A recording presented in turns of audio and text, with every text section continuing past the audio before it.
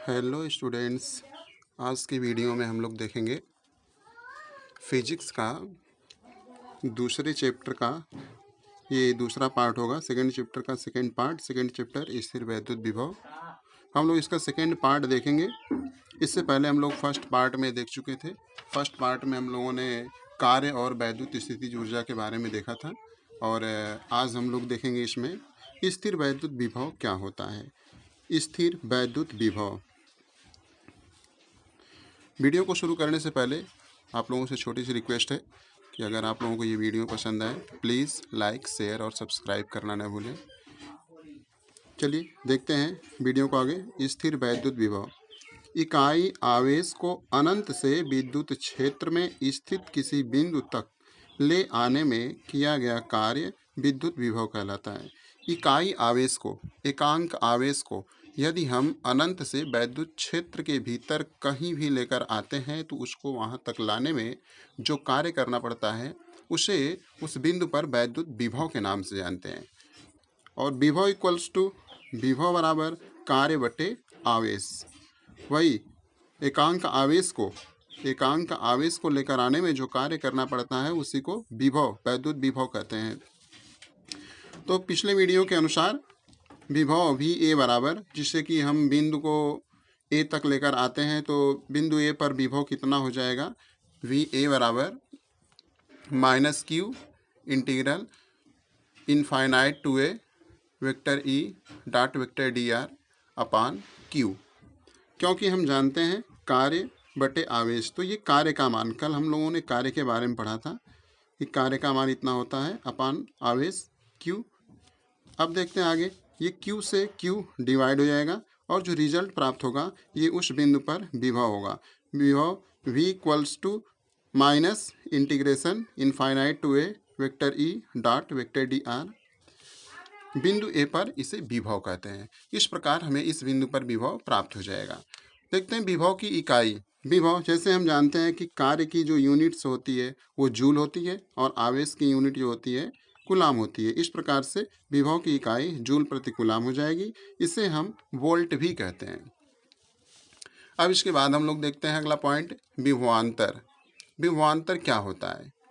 दो परिभाषित बिंदुओं के विभव के अंतर को उनका विभवांतर कहते हैं। दो परिभाषित बिंदु, अगर दो बिंदु ले लिए जाएं और दोनों बिंदु परिभाषित बिंदु हों तो ऐसे बिंदुओं के बीच में जो विभव उत्पन्न होता है, दोनों बिंदुओं के विभवों के अंतर को विभवांतर कहते हैं। जैसे यहाँ पर दिया गया है बिंदु ए पर विभव और बिंदु बी पर विभव, तो दोनों के विभवों का जो अंतर है इसको विभवांतर कहेंगे।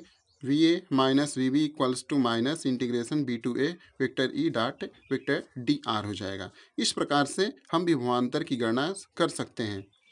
विभवांतर की इकाई भी वही होती है जो अभी हम लोग विभव की इकाई के बारे में पढ़े हैं। इसकी भी इकाई जूल प्रति कूलाम अथवा वोल्ट होती है।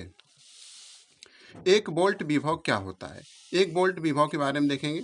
एक वोल्ट विभव किसे कहते हैं? एक वोल्ट विभव विद्युत क्षेत्र में उस बिंदु का विभव होता है जहां एक कूलाम आवेश को अनंत से लाने में एक जूल कार्य करना पड़ता है। अनंत से यदि आवेश को लाने में किया गया कार्य एक जूल हो और विभव भी एक वोल्ट हो तो ऐसे कंडीशन में हम उसको विभव को एक वोल्ट कहते हैं। अर्थात एक वोल्ट विभव वो होता है कि कार्य भी एक जूल करना पड़े और आवेश भी एकांक हो, तो विभव बराबर कार्य बटे आवेश। माना एक कूलाम आवेश को लाने में एक जूल कार्य करना पड़े तो विभव भी बराबर एक जूल बटे एक कूलाम, रिजल्ट प्राप्त हो जाएगा एक वोल्ट। तो इसे ही हम विभव कहते हैं। आगे हम लोग एक एग्जाम्पल देखते हैं। विद्युत क्षेत्र में किसी बिंदु पर यदि अनंत से 10 कूलाम आवेश लाया जाए तो उस पर 100 जूल कार्य करना पड़ता है, तो उस बिंदु का विभव क्या होगा? चलिए देखते हैं, इस पर सॉल्यूशन इसका करते हैं। विभव बराबर कार्य बटे आवेश, ऐसा फार्मूले में हम लोग पढ़े हैं। दिया गया है इस पर जो कार्य है 100 जूल हो रहा है और आवेश दिया हुआ है 10 कूलाम का है और ज्ञात करना है हमें विभव। तो V बराबर W अपान क्यू, कार्य बटे आवेश। कार्य का मान हो गया 100 और आवेश का मान हो गया 10 कूलाम। तो जब इसको डिवाइड करेंगे तो वैल्यू होगा 10। जिसका मात्रा क्या होता है, वोल्ट अथवा जूल प्रति कूलाम। तो इस प्रकार से हम लोग विभव की गणना कर सकते हैं और विभवांतर की भी गणना कर सकते हैं। तो बच्चों, अगर आज का वीडियो आप लोगों को पसंद आया हो तो प्लीज़ इसे लाइक, शेयर और सब्सक्राइब करना न भूलें।